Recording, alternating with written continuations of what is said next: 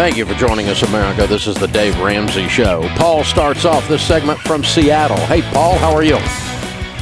I'm doing well, Dave. Thanks for taking my call, and God bless you for everything that you do. You're a great guy. Thank you, sir. How can I help you today? I'll cut to the chase. A little over 10 years ago, I had a breakup in a relationship, and I walked away. I had no place to stay. My mom reached out, and she bought a mobile home in a park for $8,500. I agreed with her. I said, I will pay you $10,000, $100 a month. I'm trying to get on my feet. I was hurt at work, so that kind of slowed down things. So payments were intermittent at times. I had a legal issue. I got a DUI about 3 months ago, and she got mad. She sold the place.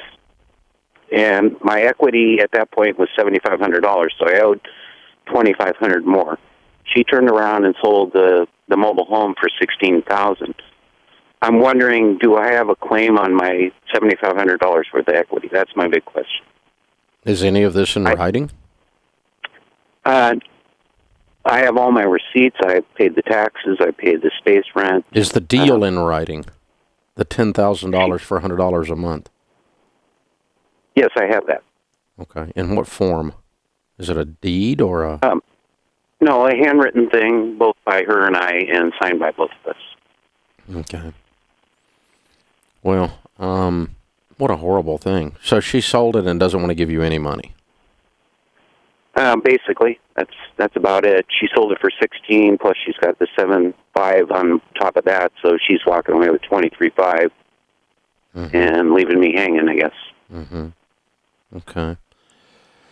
Well, I mean, and obviously you've talked to her about it. I mean, what's she say? She doesn't feel like the deal you all had was a deal?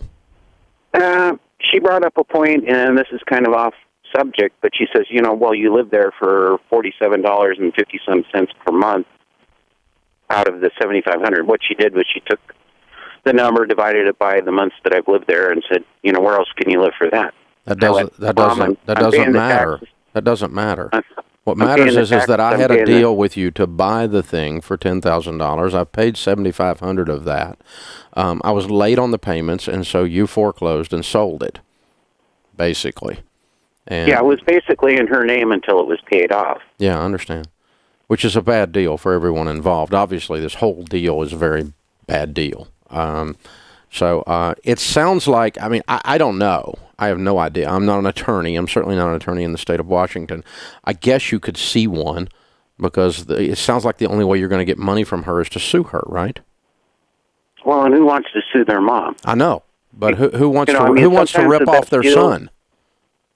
Well, sometimes the best deals that you put down in your family turn out to really be screwball. Yeah. So, I mean, you really have two choices. One is she's taking the money. Oh, yeah. She's got her $23,500, including what she sold the place It's gone. for. It's gone.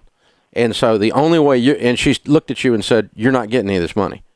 So the only way you're getting the money is sue her. Because you've tried to talk her into it, right? It's been a very tenuous type of conversation. Yeah. So, I mean, you might try to talk her into it some more, but your only other option is to have a judge force her to do it. Now, will you win that if you went before a judge? I have no idea. I mean, because both of you are stupid. I mean, you have a handwritten bad document, and you set up this horrible deal that now she has foreclosed on. Now, maybe the judge says you didn't pay the bill, so you got foreclosed on. Because if the bank forecloses on you and takes your house and sells it, they don't owe you any money. And if she foreclosed on you and took the house, she doesn't owe you any money. If that's the legal stance that they take, that the courts take, you won't get anything. When you use the word foreclosure, well, it's a land contract. Yeah, it's a land contract, but you were in default on because you didn't pay the payment. And so she confiscated it and sold it off the land contract. And so in most states, that would be a foreclosure type action, and that's what she's done effectively from a business or a legal standpoint. Now, how's the judge going to look at it? I don't know. I would say you're both going to get dressed down if you walk before a good judge. He's probably going to call both of you out. So you got really kind of two choices, I guess. Three. One is just forget it and go, that's it. Next. I screwed up. I got a DUI. I couldn't pay the bill. she sold the thing out from under me. Note to self, don't do deals with mom, and then next, right? You can walk away. The second thing you could do is continue to try to talk her into sharing some of it with you.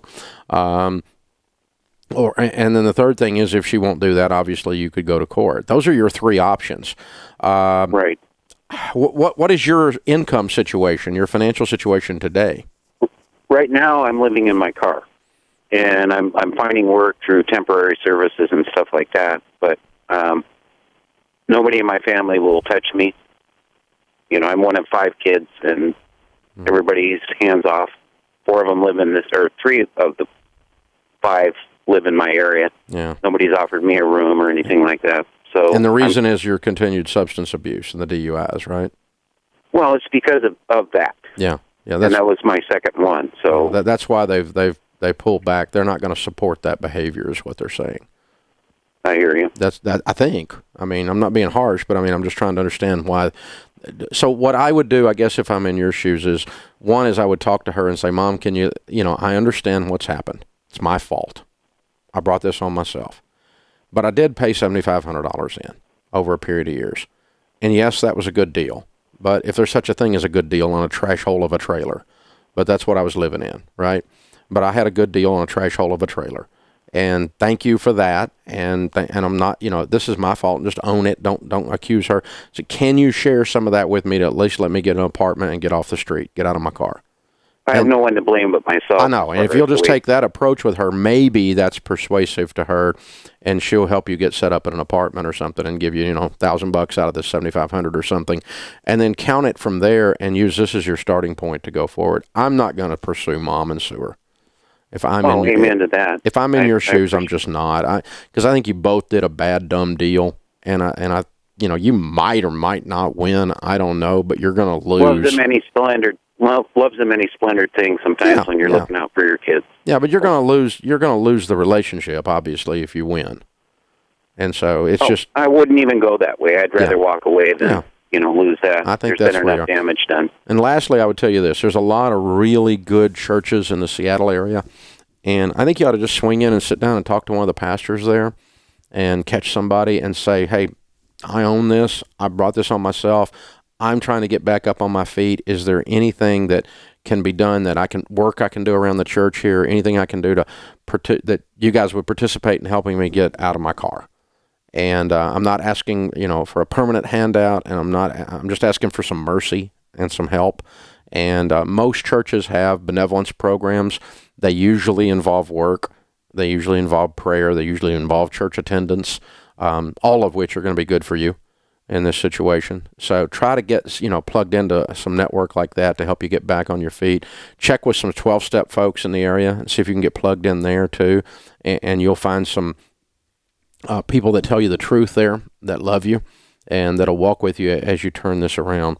And Paul, you call me anytime as you're taking your walk through this, and if there's something I can do to help you, I will. I'm happy to send you a book. It seems kind of lame right now. You're living in your car, but I'll do it, So you hold on, and I'll have Laura pick up, and if there's a way we can get it to you, we will. And we'll try to serve you and help you any way we can. And you call me back if you need help as you're on this journey. Turning something like this around can be done. But man, you have really been through it, and you've been through it for a while. 10 years. So, hey, thanks for the call. Hey guys, thanks for watching. If you enjoyed this video, click the subscribe button to get the latest content and check out these other great clips from the show.